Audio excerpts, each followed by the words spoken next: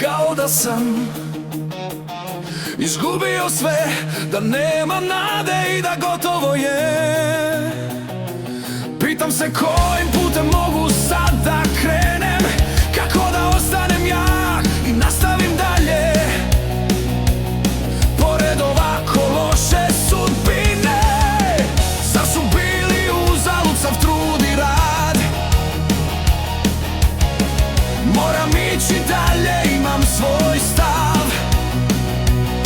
Najteži put je put do uspeha. Nastavi dalje bez odmora, bez predaha. U sebi imaš snage i iskustvo svojih predaka.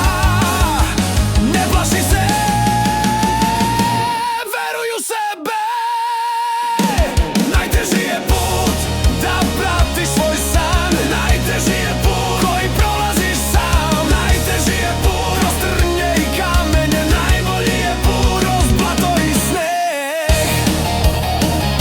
Kroz blato i sneg.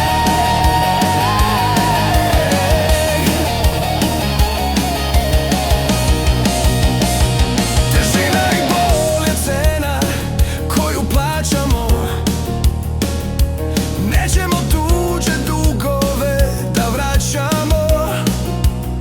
Najjeftinije ćeš proći ako sve platiš sam.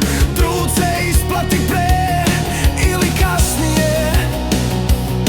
U šta si ulagao, to ćeš na kraju i imati.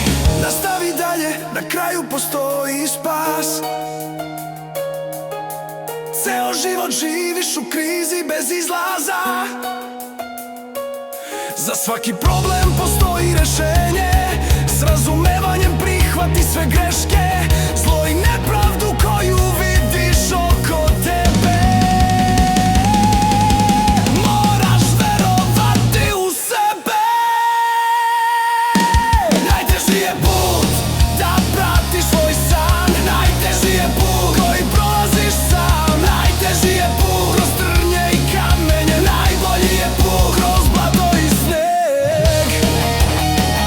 Kroz blato i sneg.